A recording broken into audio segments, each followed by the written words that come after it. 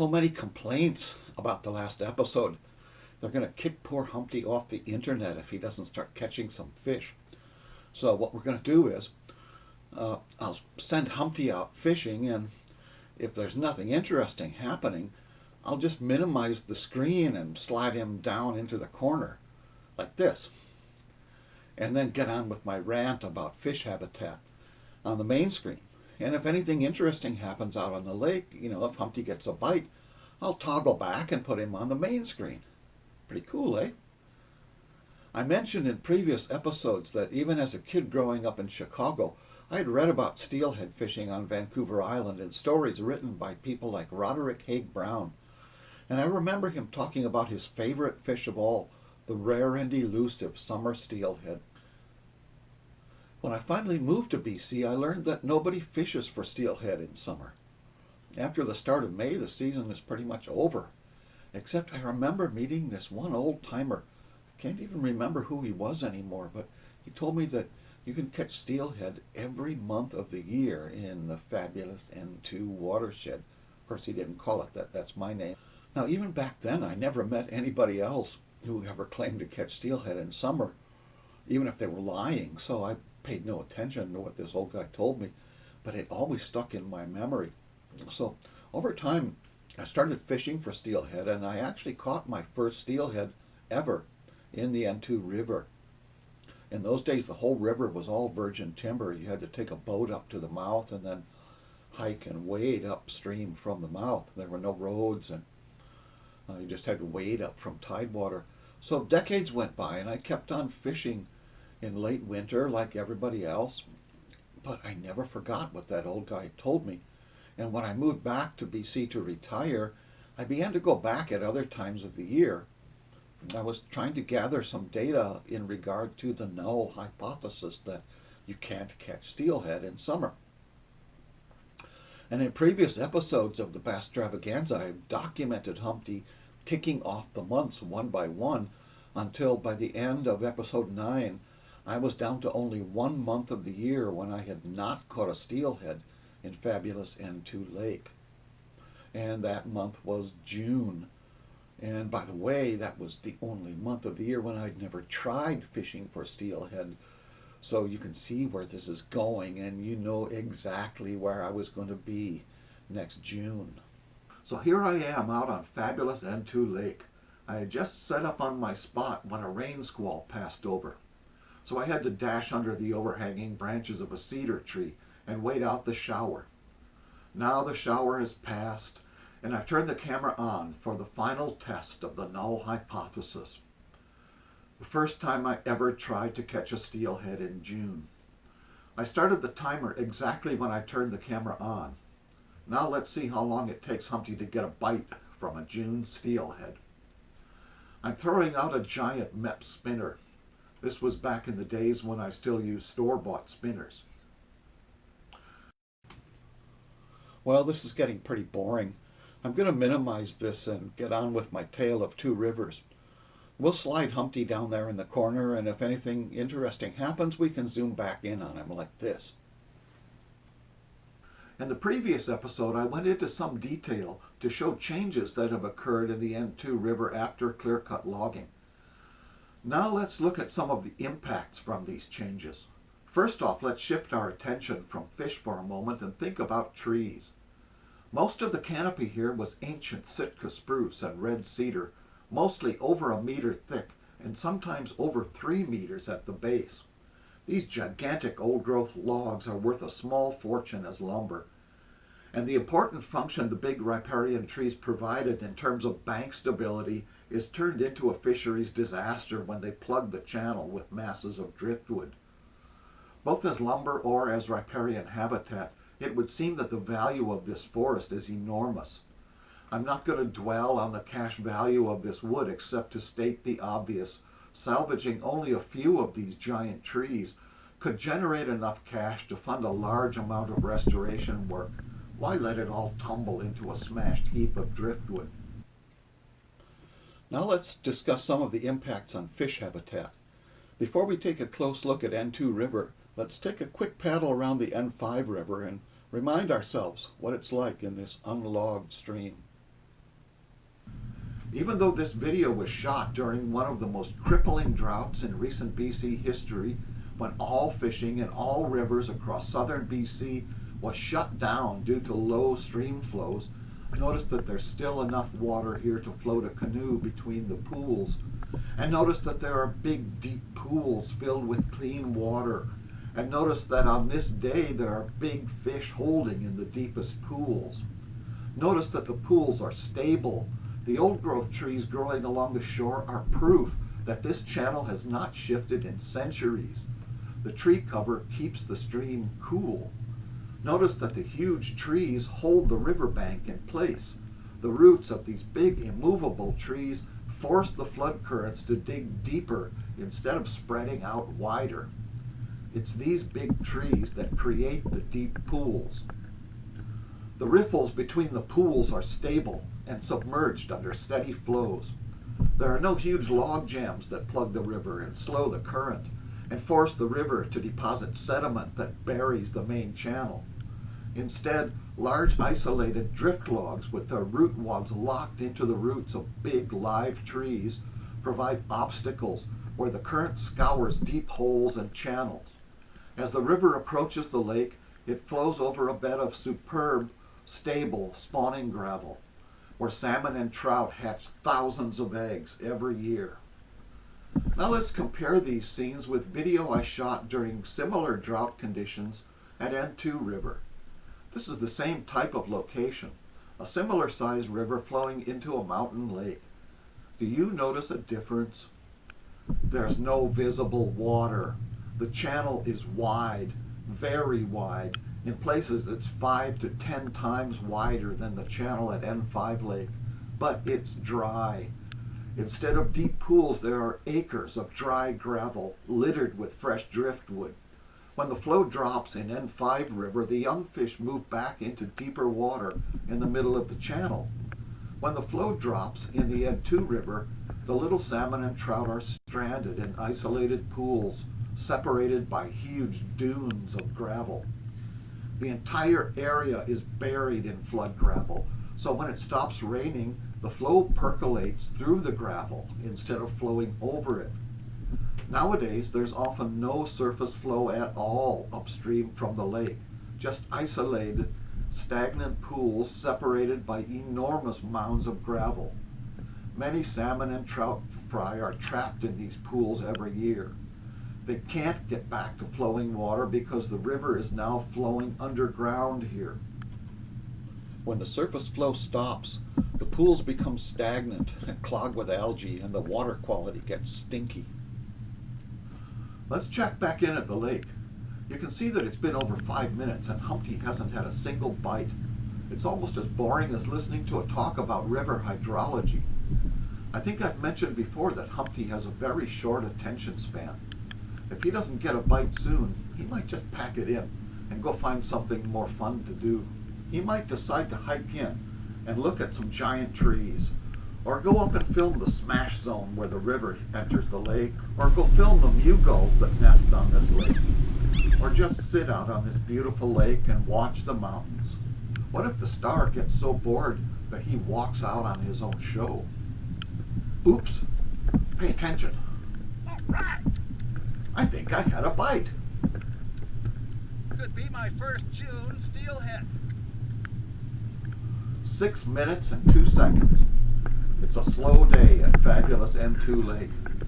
Well, there's no doubt about it. Humpty is in business, and it looks like he just might put that null hypothesis to the test. Oh, yeah. Eventually, I get the fish close enough to the boat that I can see the flash of my big spinner deep down in the lake. I can see my spinner. And as I suspected, it's clamped in the jaws of a big silver fish. Oh, yeah. The superstar bass fishermen with their 300-horse motors and metal flake purple boats, they just yank those big bass right out of the lily pads. That is my first June steelhead. But poor Humpty is old and feeble, and he's barely able to hang on to his fish.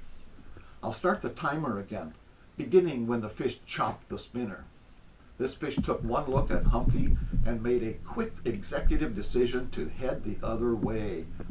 My ancient Mitchell reel is old and feeble too, and the drag is worn out so it doesn't make any noise. I'll add some high-tech sound effects here so you can hear what it would have been like if I'd been fishing with a new reel. You can see Humpty foolishly reaching for the net. Meanwhile, the fish is thinking about heading back to the Bering Sea. Well, it looks like Humpty's got his hands full there, and he's going to be busy for a while. Any rock star TV bass fisherman would have had half a dozen fish in the boat by now, and he'd be selling you something special that you absolutely need to catch fish like he does. But Humpty has an old beater reel and a rod that's already broken in half from old age. We'll put him back down in the corner and let him tug on that fish for a while and get back to talking about rivers and the habitat that this big fish came so far to find. I was talking about how the N2 River dries up in summer and a lot of young fish get stranded in isolated pools. There may be 100 baby salmon and steelhead swimming in this pool, but they'll all soon be dead. If the stinky water doesn't kill them, they'll surely die when the water table drops below the bottom of the pool. The thousands of tons of fresh gravel that now plug the main channel here are almost useless to spawning fish because it goes dry or shifts around in floods before any eggs can hatch. If fish lay their eggs in this wasteland of shifting gravel, those eggs are sure to die when the gravel goes dry or gets buried or flushed down into the lake during the next storm.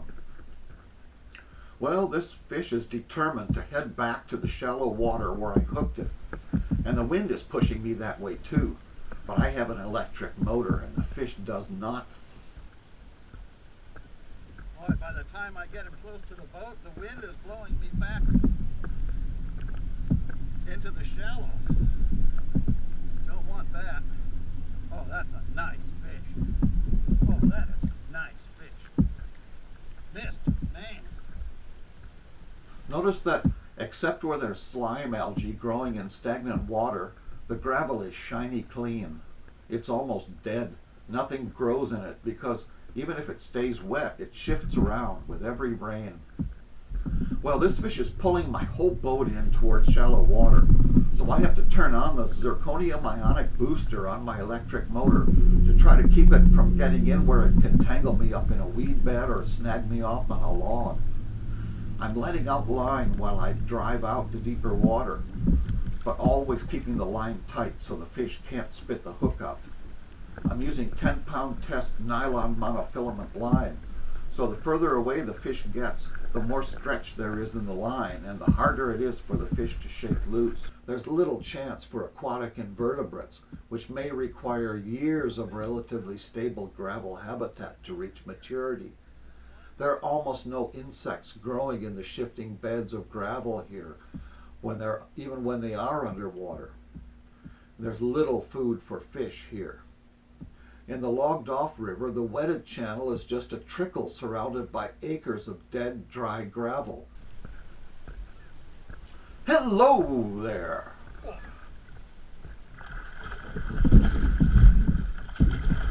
And thanks for making this guest appearance on the Basstravaganza. Is that big fish going to fit in my tiny little net? There are no branches hanging over the stream for a bug to fall off. Even when there's enough flow for fish to swim in, there's almost nothing here for them to eat. In this extremely wide, shallow section of river, there's nowhere for a fish to hide. No deep water, no scour holes under root wads, just acres of flat, shallow gravel. Any fish that ventures into this zone is extremely vulnerable to predators, like eagles and bears and otters. Just a tug of war now. He's got the wind in his favor, but I got the motor. I don't want to drift into the shallows here. I'm in full bore reverse and just slugging it out.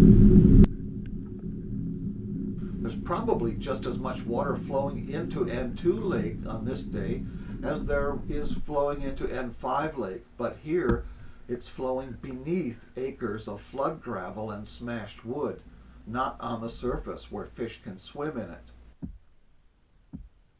Come on. Oh, what a fish. This habitat destruction does a lot more than cripple spawning habitat. It's going to take my whole battery just to land this one fish. Back in the shallows again. Big adult salmon and steelhead, especially this river's population of rare summer steelhead, used to migrate between the lake and deep sanctuary pools in the upper river during summer. Now they can't do this. Juvenile fish used to migrate back and forth by the thousands between the lake and the river all summer, seeking out the best food sources and escaping predators. That is a strong fish. That is one strong fish. There once was one or at the most two channels providing world-class salmonid habitat, channels that rarely took the life of the big riparian trees during floods. Let's go out deeper. No. Let's go out deeper. You want to go out deeper? Yeah, you want to go deeper too, I see. I think my steelhead got eaten by a halibut. Or an orca. There are now many channels, none of which provide quality fish habitat, and all of them undercutting big trees. In a few short years, we've not only obliterated some of the finest spawning area on Earth, we've converted it into a place salmon can barely get past. Here you can see a new channel, 2 meters deep, slashed through the big old forest in November 2016. This could go on for a while. It's just hugging the bottom now. As soon as these new channels begin to form, they undercut the big trees around them, which fall into the new channel and cause more problems. It's a perpetual motion machine of disaster for fish and trees and a lot more. It's not only the trees that tip over. The root wads of the huge old trees rip out enormous amounts of soil when the trees tip over. Look at the amount of soil and clay around the roots of this small hemlock, maybe half a meter in diameter. Imagine the amount of dirt in the roots of a tree 5 times this size. All this dirt and clay, which is what grew the giant forest in the first place, is now washed downstream, where it will smother fish eggs and smother the lake bottom.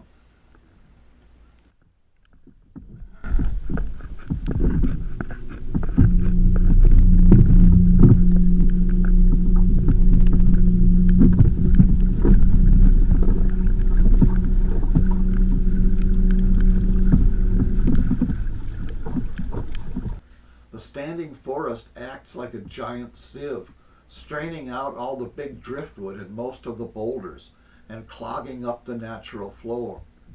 Whatever gets flushed through this sieve is dumped into the lake, where it's creating a huge new mud and gravel bar. Now let's migrate downstream like a baby salmon and look at the lake. The most productive part of a river-lake system is usually the estuary, where the river flows into the lake, spreading cool, clean water and nutrients over a gravel bar that expands a little bit every year as more and more sediment flows down the river. Look at the inlet river above N5 Lake.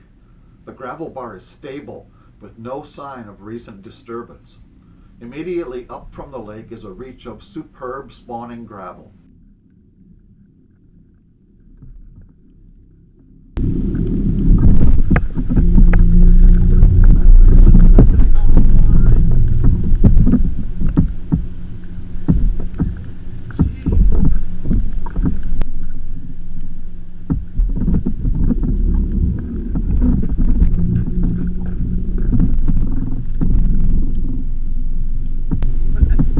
He just peeled off about 200 feet of line.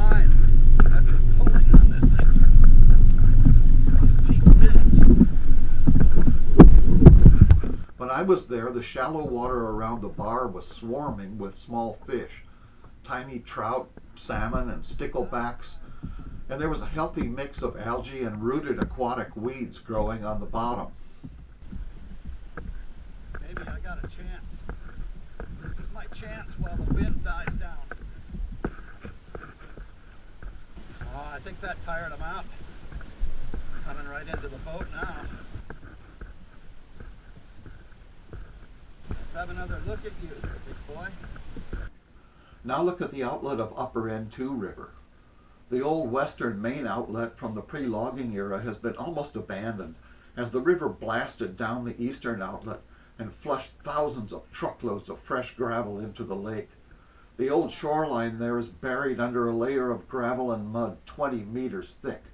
Instead of fertilizing the most productive part of the lake, like the sediments do at the stable unlogged river outlook, here they smother it every year. After every big rain, the most productive part of the lake is buried under another layer of fresh gravel and silt.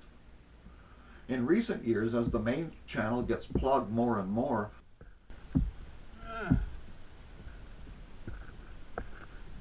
Like weightlifting. the river is aggressively cutting side channels through the standing timber and scouring huge amounts of clay from around the roots of the big trees and flushing it into the lake. This is filling in the upper right-hand corner of the lake. What happens gradually over hundreds or thousands of years in an unlogged watershed happens really fast here.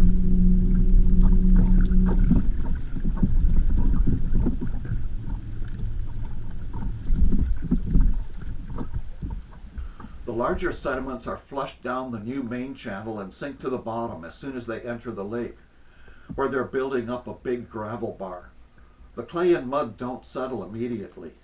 After a big storm, the lake may remain cloudy for weeks or months. Oh, there it is. I think yeah, I see it again. Back within sight. Oh, that's a big fish. Look at that. On a summer day when the lake is glassy calm, you'll notice that certain areas of the lake are seething with tiny bubbles, like a kettle just about to boil. One bubble zone spreads out directly from the new river outlet.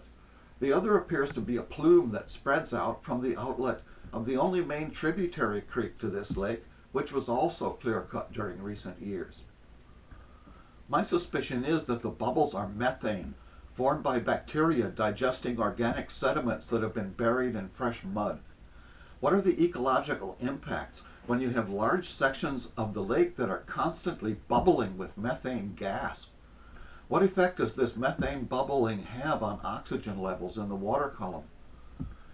Well, it looks like Humpty is beginning to get the upper hand.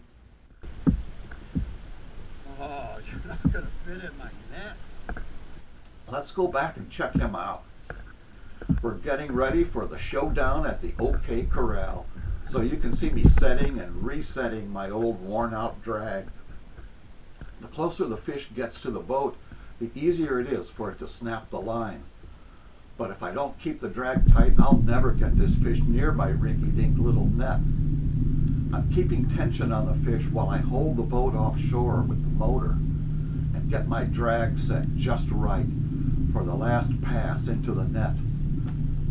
I know I can lead its head into the net, but will the rest of it fit in too?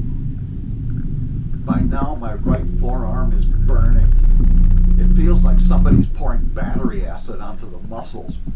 I've never had a fish on a line this long, but I'm not about to give up, and neither is the fish. I turn the boat and make one last run offshore to make sure I'm clear of snags before I lead the fish into the net. Now I'm where I want to be, so I kill the motor and make one last test of my drag setting. We're approaching the crust of the biscuit, as Frank Zappa used to say. Either this fish is going into the net, or my right arm is going to fall off at the elbow, or maybe both. What the heck am I going to do if I actually do get the fish into the net? This may be the biggest steelhead I've ever had on a line, and I sure don't want it coming aboard my boat. You can see the spot where I hooked the fish way off against the far shore. and we've been slugging it out every inch of the way. And now it's time to convince this fish to settle down and pose for the Basstravaganza. Now I can begin to understand why Roderick Haig Brown was so obsessed with summer steelhead. Once again, I can't fathom why we choose to brutalize their sacred homeland. Finally, you can see the tip of the big fish's tail break the surface. And when it finally rolls on its side, it's time to lead it to the net. What a scrap. It's do or die now.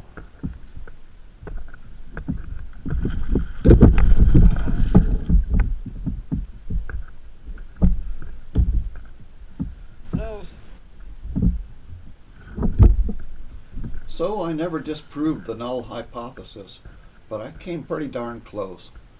And that day kind of completed a circle for me.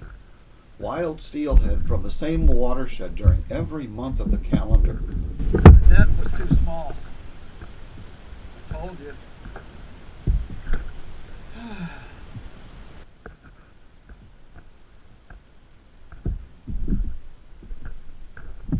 And the first thing I did when I got back home was that I went out and bought a bigger net. And believe it or not, I actually joined the Fly Fishers Club here in Nanaimo. And they had a speaker at one of their meetings. He was a way better fisherman than me, which isn't saying much, but he'd been fishing all his life and all over North America, I think, and he'd written books, and he said he had never caught a steelhead in June. And he'd gone up to northern BC to fish the Kispiox River, maybe the most famous steelhead river in the BC and the world maybe, which is apparently also about to be closed to recreational fishing because its wild fish are going extinct. But that's another story. Anyway, he booked accommodations and hired, an expensive guide to fish the best steelhead water in the world, and he didn't get a bite from a June steelhead. So, see, the problem with this net is actually big enough to get the fish in, but it just wasn't deep enough. I had to get a deeper net. So anyway, some people spend their lives chasing for fish like the one you just saw on film. And, I didn't book a trip to some exotic location. I did it right here on Vancouver Island, and it took me 6 minutes and 2 seconds to connect with that one. And I was still drinking the Slurpee I'd bought from the 7-Eleven. And it's not because I'm a better fisherman, it's because I was in the right place at the right time. Certainly not because I had better gear. That film is a testament to the kind of fish that used to swim in our rivers and lakes back in the days when Roderick Haig Brown was casting flies at them. Wild fish like you saw are just getting rubbed off the face of the earth. And it's logging and gill nets that are driving the extinction here on Vancouver Island, not recreational fishermen. The ecosystem that spawned these fish is being ruined by clearcut logging. The habitat just upstream from N2 Lake is getting worse every year, not better. And there's no attempt by any company or government to intervene. After 20 years of government cutbacks, there's nobody left to even go out and look at places like this. So let's hope there might be changes coming in the way we manage our watersheds at the federal and provincial and tribal levels. And I want to give a shout out to nonprofits everywhere that are working to improve stream and fish habitat. In particular to one nonprofit in that area, the Central West Coast Forest Society. They've been working hard to do the kind of in-stream restoration work that is so badly needed. And it was their drone that shot those recent aerial views. So if you have a few dollars kicking around that you might want to donate to somebody, or a few thousand or a few million, check them out.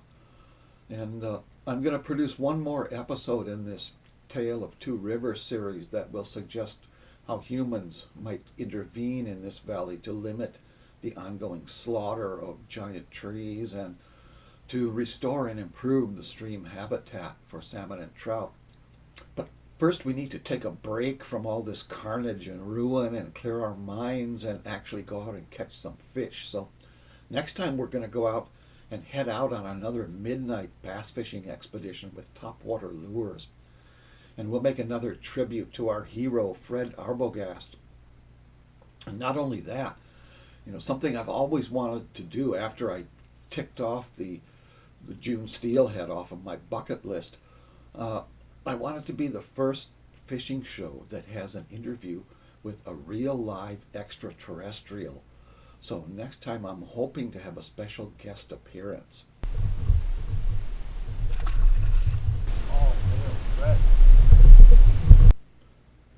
All hail Fred! And stay tuned for the next episode of the Basstravaganza.